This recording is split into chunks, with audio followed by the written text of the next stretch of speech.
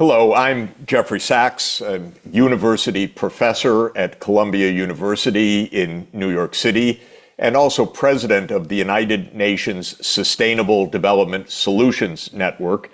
This is Global Dialogue, a wonderful and very exciting opportunity for me to speak with China's leaders and shapers of China's future.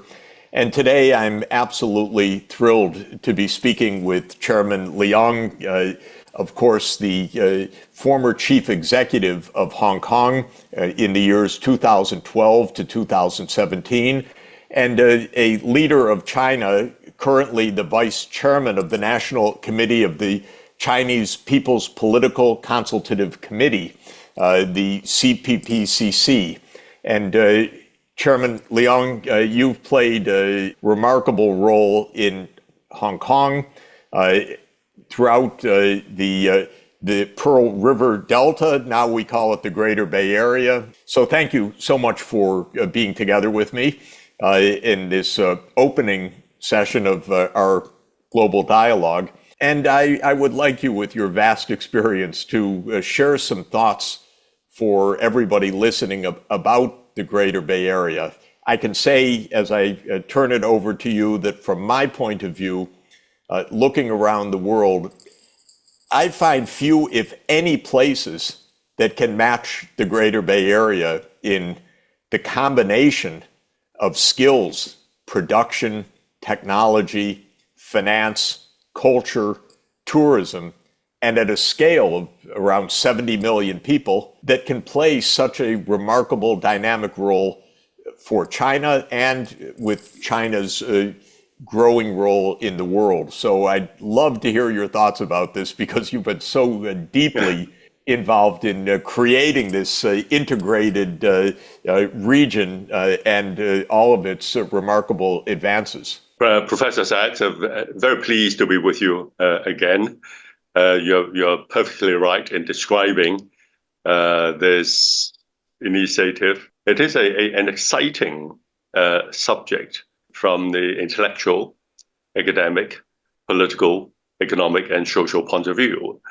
And the key word in this initiative is integration amongst the 11 cities that exist and operate under the two separate systems in the same country, under this one country, two systems principle. I say it's very interesting academically and intellectually as well, because, as you know, Hong Kong and Macau, as the two special administrative regions of China, operate a different political, social, and economic system compared to our counterparts on the mainland of China, including the rest of the Greater Bay Area cities. And therefore, we have this high degree of autonomy. We are not part of the same Guangdong province as the 9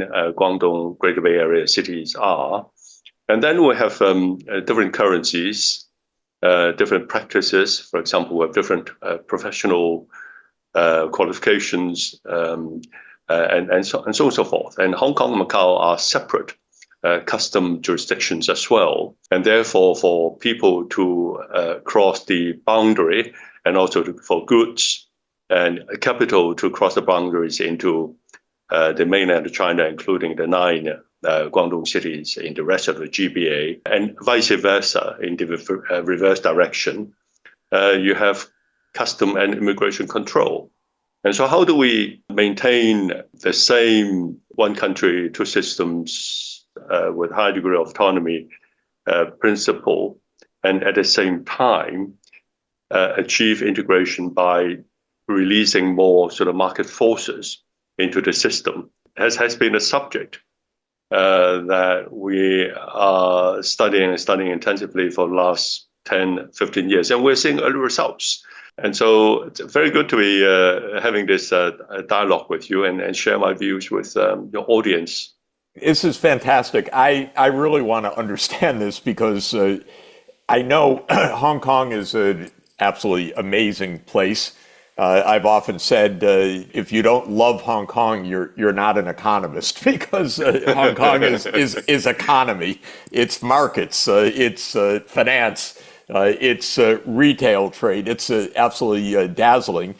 Right across the border in Guangdong province is Shenzhen. And I think Shenzhen, and I'd like to ask you about that, it's one of the most amazing development stories probably in history, because if I'm not mistaken, 40 years ago, or even more recently, Shenzhen was a village basically of maybe 25,000 people.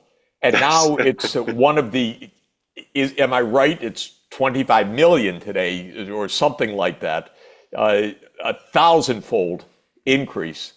You watch that happen. How does it relate to Hong Kong, and how did that happen? Because it's absolutely unbelievable. Well, about 45 years ago, when I was a young graduate having just left college, I, together with a number of professionals in Hong Kong, made trips across the boundary to Shenzhen. We helped Shenzhen establish its status as a special economic zone, and we also helped on the first city planning of Shenzhen, and we were told that they had a population target in mind of 300,000 people. And we had an interesting debate, and we said, where on earth would you get 300,000 people to come and live in Shenzhen? They had, as you said, at that time, something like 25, 30,000 people living in the fishing and farming villages. But now today, Professor Sack, they have the highest GDP per capita amongst all cities in the mainland of China. They have higher GDP per capita than Shanghai and Beijing, respectively, has. And it has absolutely extraordinary. It has its own container port, one of the biggest in the world. It is definitely one of the high-tech research and development and production centers of the whole of China. Yeah, and of the world, I would say. And of the world.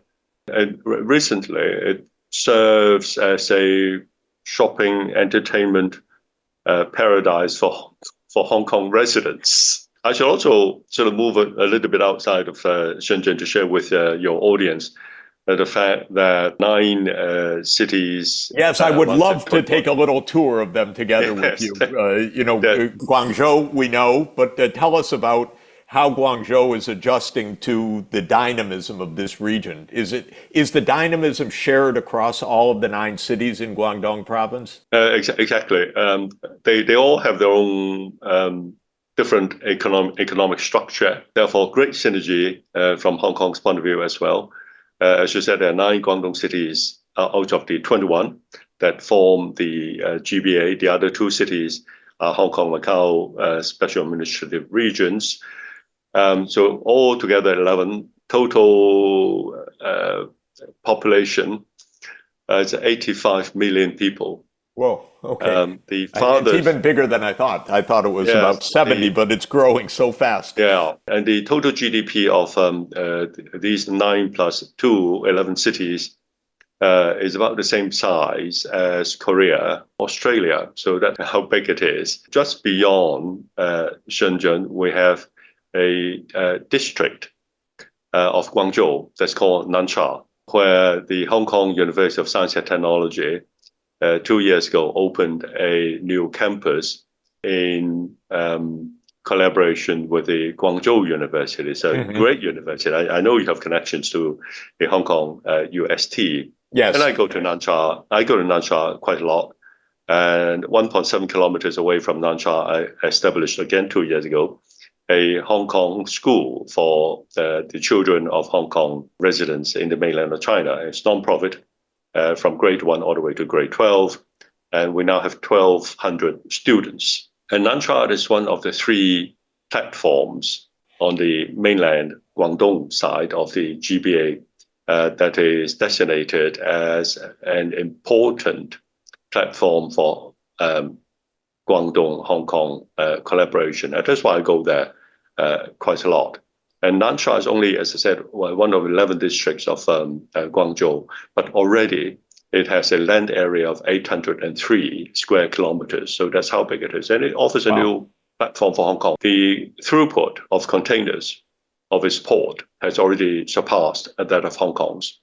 Really? It has literally, speaking, a rocket factory in Nansha that makes the second most powerful solid fuel rocket in the world. And it has a ultra modern piggery, a pig farm that is something like 17-story high, also in Nansha. So you have port and it's the third largest shipyard. It's also in Nansha. So you have a pretty complete content, if that's the right word, for Hong Kong to work with. And the fast-speed train from the city center of Hong Kong, West Kowloon, going to Nansha takes only 45 minutes. So these are the ingredients for integration, better, more efficient integration, synergetic integration under the one country, two systems, Hong Kong people ruling Hong Kong with a high degree of autonomy principle. 姐妹们总烦恼脸上细纹、干燥与暗沉，现在起跟我一起放心交给 KS Royal Face 皇家颜值逆时奇迹系列。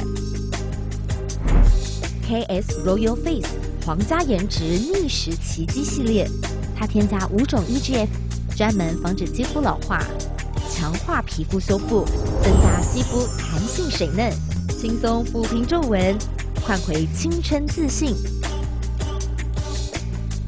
KS Royal Face 皇家颜值逆时奇迹，活肤露、全效精华、精华霜，即刻启动冻龄密码。